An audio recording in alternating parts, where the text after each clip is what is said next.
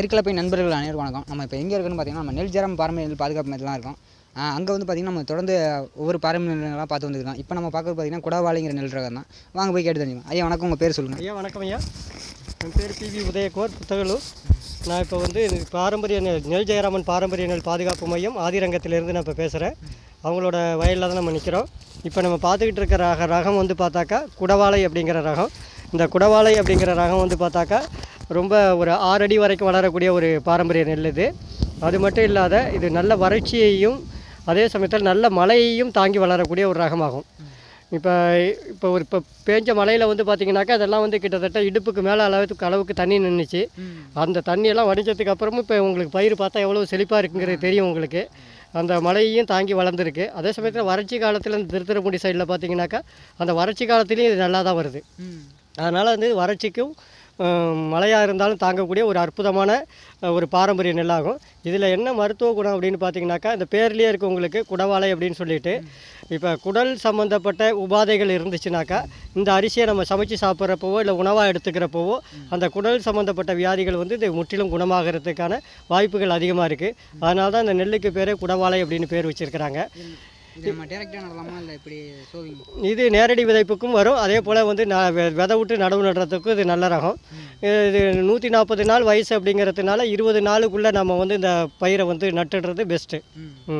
நாத்தாங்கல்ல இருந்து அரிசியெலாம் கலர் என்ன மாதிரி இருக்கும், இதோட நோய்கள்லாம் தாக்கணும் எப்படி, என்ன மருந்து கொடுக்கலாம்? இது வந்து பார்த்திங்கனாக்கா இது வந்து நோய் எதிர்ப்பு சக்திக்கு வந்து பார்த்திங்கன்னா அது குடல் சம்மந்தப்பட்ட வியாதிக்கு தான் இது நல்ல நெல்லாகும். அதனால் வந்து குடல் வியாதி உள்ள இப்போ பெரும்பாலும் வந்து பார்த்திங்கனாக்கா அஜீரண கோளாறு, மறுபடியும் பார்த்திங்கனாக்கா சில பேருக்கு வந்து அந்த கடைசியாக பார்த்திங்கனாக்கா குடல் வாழ்வு நோய் கூட கடைசியாக வந்துடும். அது மாதிரி உள்ளவங்களுக்கெல்லாம் வந்து இந்த அரிசி சாப்பிட்டுட்டு வரப்போ அதுமாரியான வியாதிகள்லாம் வராமல் இது தடுக்கக்கூடிய ஒரு அற்புதமான நெல்லாகும்.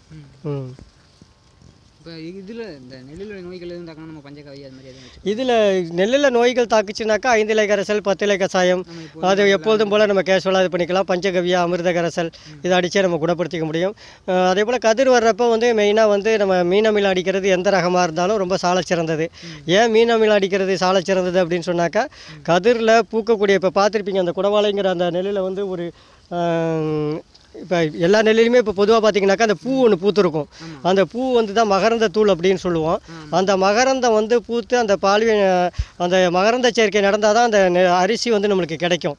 அந்த மகரந்த சேர்க்கை நடக்கிறதுக்கு அதில் அந்த நெல் மேலே இருக்கிற அந்த பூ வந்து உதிராமல் அப்படியே கொஞ்சம் நேரம் இருக்கிறதுக்கு வந்து நம்ம வந்து என்ன செய்யலாம் அப்படின்னு கேட்டிங்கனாக்கா நம்ம அந்த மீனமிலத்தை அடிக்கிறப்ப அந்த காலம் வந்து நீடிக்கும். அந்த காலம் நீடிக்கிறப்ப ஒரு 2 மணி நேரத்தில் நடக்காத அந்த மகரந்த சேர்க்கை வந்து என்ன ஆகும் அப்படின்னு கேட்டாக்கா ஒரு 4 மணி நேரத்தில் நம்மளுக்கு கூடுதலாக கிடைக்கிறதுக்கு வாய்ப்பு இருக்கும். மகசூலும் அதிகமாக கிடைக்கும். மொத்தத்தில் வந்து நம்ம வந்து கதிர் வர்றப்ப கண்டிப்பாக வந்து மீன் அமிலத்தையோ அல்லது தேமூர் கரைசலையோ வந்து ஒவ்வொரு விவசாயம் அடிக்கிறது சாலை சிறந்தது. இதில் எதுவும் சந்தேகங்கள் இருந்துச்சுன்னா உங்களோட கான்டாக்ட் நம்பர் ஸ்க்ரீனில் உங்களோட கான்டாக்ட் நம்பர் உங்களுக்கு தொடர்பு கொள்ளுங்க. இதில் எந்த விதமான சந்தேகங்கள் இருந்தாலும் தொடர்பு கொள்ளுங்க. உங்களுக்கு கண்டிப்பாக அதை பற்றி உங்களுக்கு விளக்கங்களை அவங்களே அளிப்பாங்க. நம்மளோட சேனலில் உங்களுக்கு பிடிச்சிருந்துன்னா சப்ஸ்கிரைப் பண்ணி வச்சுங்க. இந்த வீடியோவில் எதுவும் கருத்துக்கள் இருந்துச்சுன்னா கீழே கமெண்ட் பாக்ஸில் தெரியப்படுத்துங்க.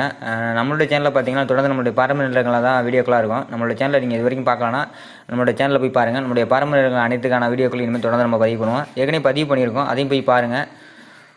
நன்றி, வணக்கம்.